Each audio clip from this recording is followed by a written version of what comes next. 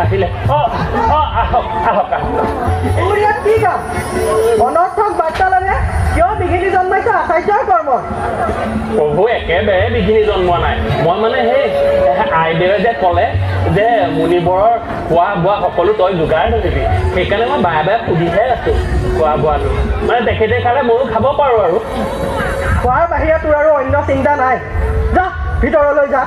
পুনৰ নেদেখো যাতে আচাৰ্যৰ কাষত হ'ব প্ৰভু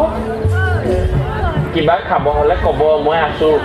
আপুনি যদি নাখায় আপোনাৰ ভাগটো সদ্যহতে মই সোমোৱাই লওঁগৈ মুনিবৰ প্ৰণাম গ্ৰহণ কৰক আপোনাৰ গণনা আৰু কিমান পৰ মুনিবৰ ধন্য হ'ল আপোনাৰ জীৱন অতি ভাগ্য ফলে পুত্ৰদয় পালে আপুনি বিচক্ষণ লক্ষণেৰে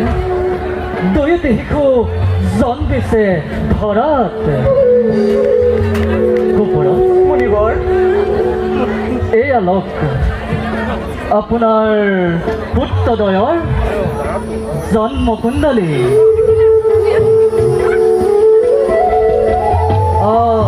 ওপৰত মুনিবৰ এতিয়া আপোনাৰ পুত্ৰদয়ক মোক দৰ্শন কৰাওক ভাল মুনিবৰ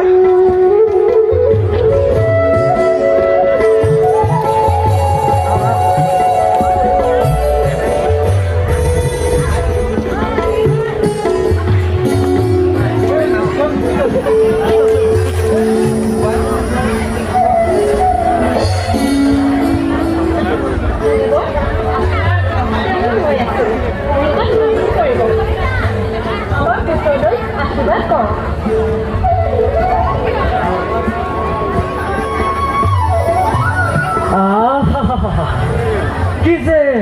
বিশ্ব বিভূষণ ৰূপ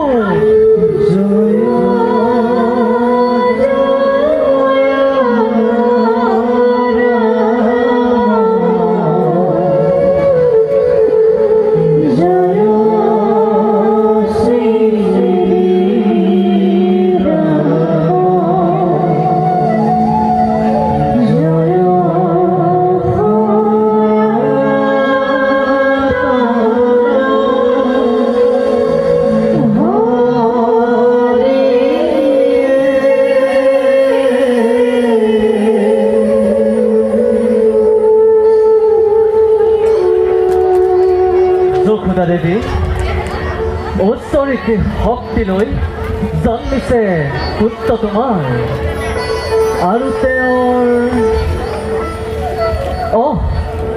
তেওঁৰ নাম থলো শ্ৰী কৃষ্ণ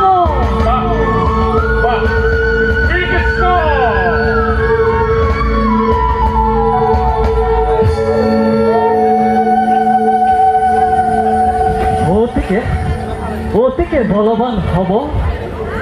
পুত্ৰ ৰোহিণী আৰু তেওঁৰ নাম থলো বলৰাম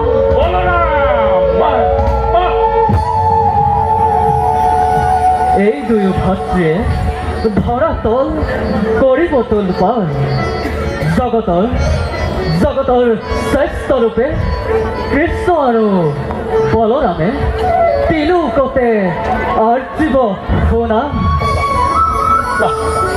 গোপৰজ নন্দ কওক মুনিবৰ কিদৰে কৰোঁ আপোনাক আপ্যায়িত গোপৰা মুনিবৰ আপোনাৰ ভাগ্যৰ প্ৰতি মোৰ হৈছে ঈৰ্ষা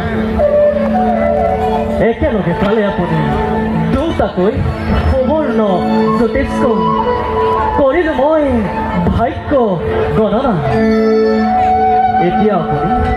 গকুলত হাত ৰাতি পাতিব পাৰে আনন্দৰ উৎসৱ খবৰ দিমগৈ বাৰু পৰা মুনিবৰ এবাৰ মই বিদায়হে মাগিলোঁ ভাল মুনিবৰ